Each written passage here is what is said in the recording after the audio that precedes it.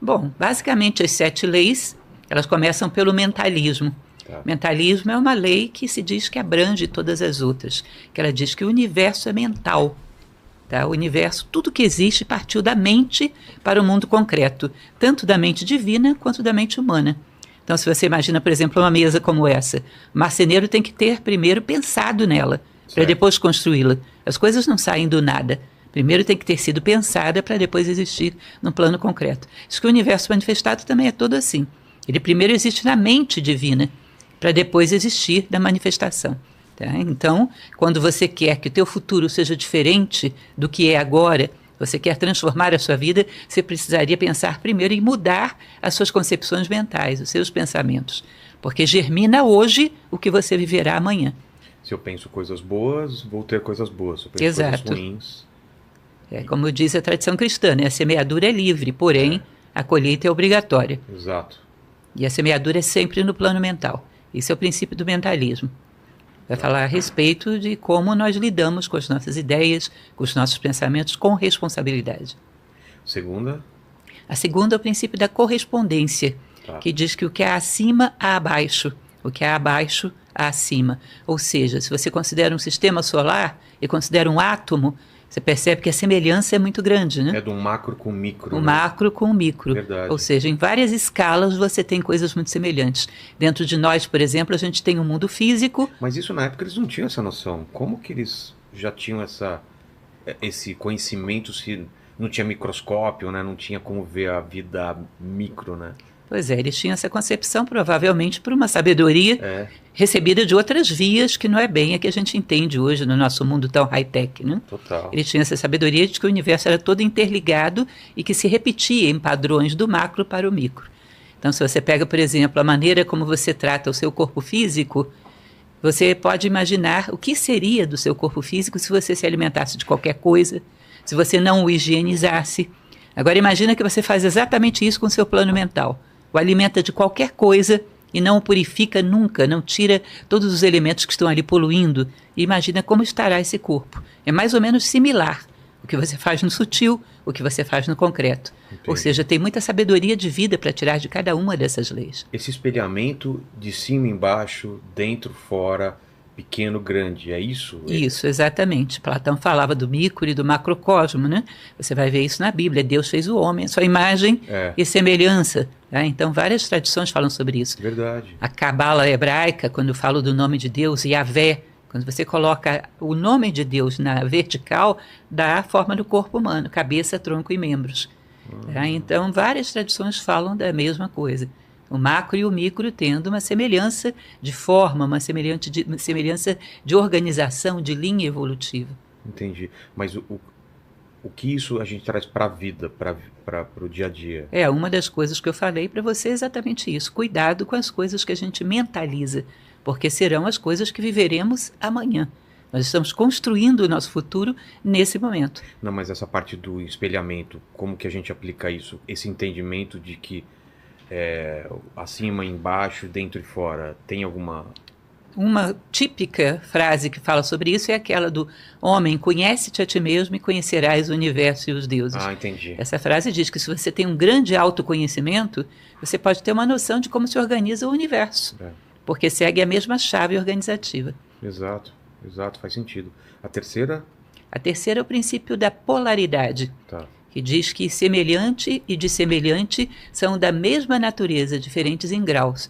Se você pega, por exemplo, um termômetro, você vai ter temperaturas. Certo. Tudo é temperatura. Uma é quente, a outra é fria.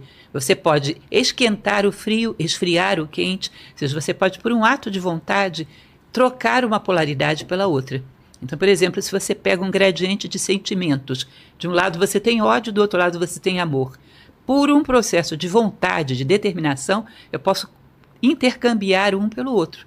Eu posso transformar o amor em ódio e vice-versa. O ódio em amor. Sim, por um ato de vontade. Porque estão dentro de uma mesma natureza. Eu não posso transformar o quente em macio, por exemplo. Entendi. São coisas diferentes. Mas dentro do parâmetro de temperatura, eu posso intercambiá-las. Dentro do parâmetro de sentimentos, eu posso intercambiá-los. Dentro do parâmetro de pensamentos, de ações. Eu sou uma pessoa, por exemplo, em relação ao plano físico, sou preguiçosa. Eu posso me tornar uma pessoa ativa simplesmente por um ato de vontade, polarizando no outro lado do termômetro e trabalhando na construção disso. Posso reverter os polos em que eu estou identificada.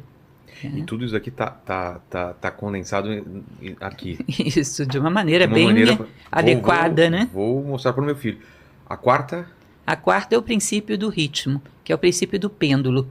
Imagine que você tem aqui um pêndulo, você puxa ele para um lado, quando você solta, a tendência é ele ir para o outro lado, numa mesma distância. Imagine que você puxou ele para cá, uma distância x.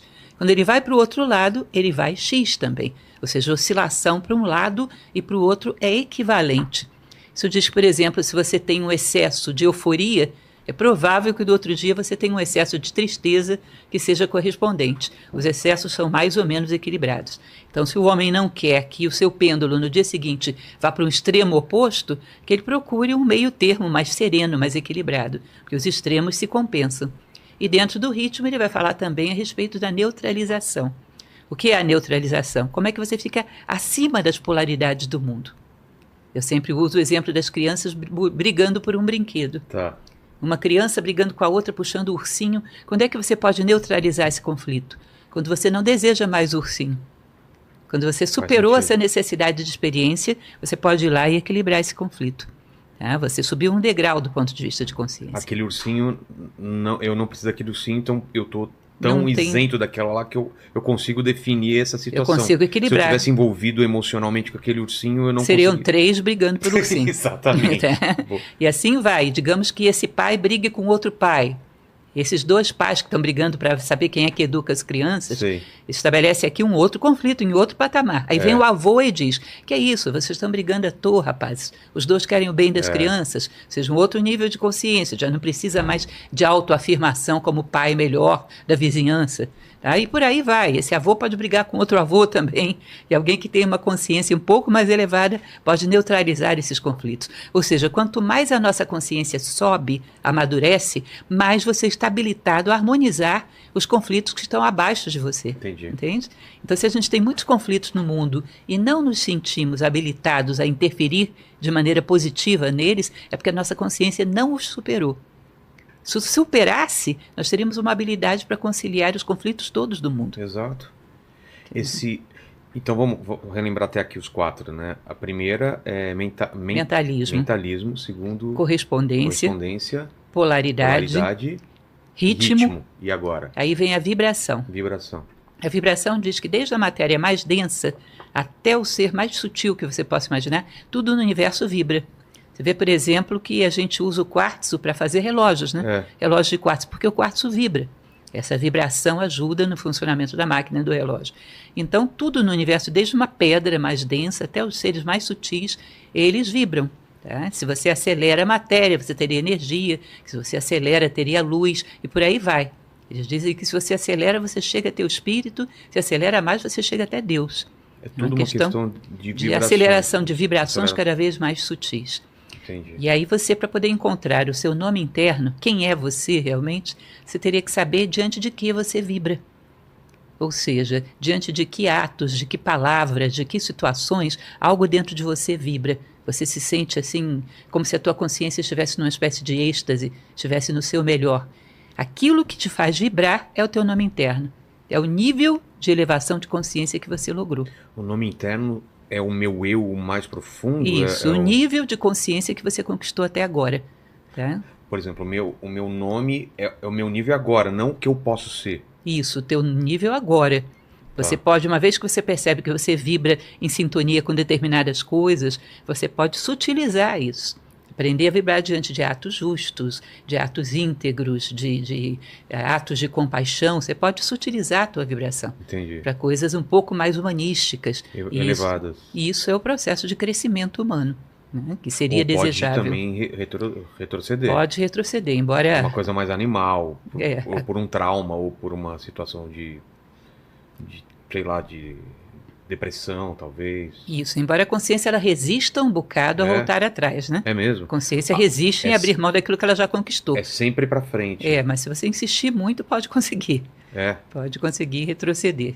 Mas a ideia é que a gente fosse cada vez mais sutilizando as nossas vibrações, cada vez mais coisas humanísticas, coisas mais nobres, elevadas a pensamentos, sentimentos verdadeiramente humanos.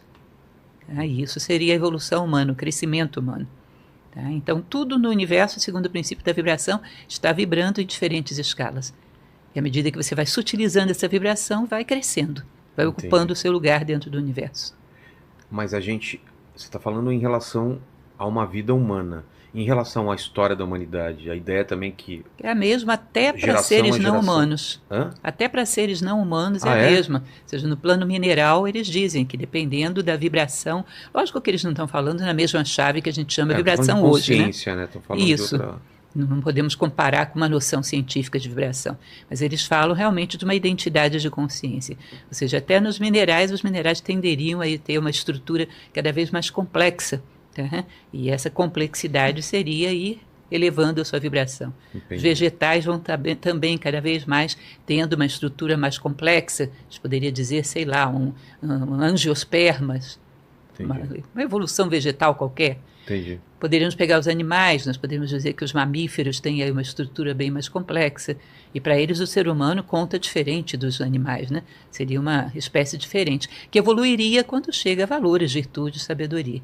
Tá? Então todo o universo estaria acelerando a sua vibração para chegar ao ideal que lhe é próprio, fazer aquilo que a natureza espera de cada um. Essa é a ideia. Mas é um contraponto à entropia, que fala o contrário, né? Que tudo caminha para o caos, que caminha para a ausência de ordem, né? A entropia se refere ao veículo físico, isso, que é um fato. Mas a ideia, segundo a tradição egípcia, é que você teria dois eixos. Tá. À medida que o tempo passa, o corpo físico decai, mas a consciência sobe. Entendi. O ideal lá em cima seria um sábio, cujo corpo estaria muito debilitado pela idade, mas que a consciência estaria na sua máxima expansão. Entendi. De compreensão da vida, de respostas adequadas à vida. Ou seja, a consciência é um vetor de compensação da entropia física. E assim também o universo, cada vez se afastando, ficando mais frio e ao mesmo tempo uma evolução de consciência dos corpos que estão habitando ele, né? Isso. A ideia é que tudo seria de alguma maneira vivo, teria algum grau de consciência e tudo estaria em evolução. Inclusive, por exemplo, um planeta. Tá? Aquela teoria da Gaia, né? Isso, a teoria de Gaia fala exatamente sobre isso. O planeta como um corpo ser vivo que...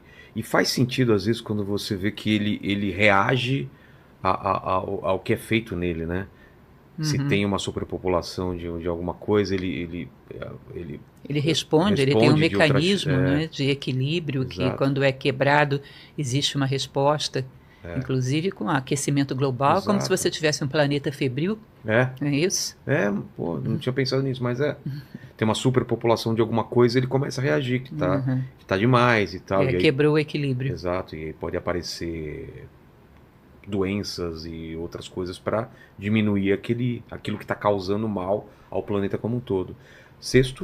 O sexto é o princípio da causalidade, que diz que a toda causa corresponde um efeito. Tá? Então, quando nós conhecemos perfeitamente, nada vem do acaso, não existe casualidade, existe causalidade. Quando conhecemos bem esse mecanismo, que ninguém foge dele, nós podemos gerar causas cujos efeitos sejam condizentes com aquilo que a gente espera. Mais uma vez uma frase bíblica: a semeadura é livre, porém a colheita é obrigatória. Lembra-se disso? Sim. Ou seja, o que eu quero para a minha vida amanhã, eu planto alguma coisa adequada para essa colheita que eu quero ter amanhã. Muitas vezes não fazemos nada na vida e esperamos que a vida nos dê muitas coisas, que tenhamos muitos frutos sem ter plantado nada. Ou seja, a gente espera que saiam coelhos de dentro de cartolas.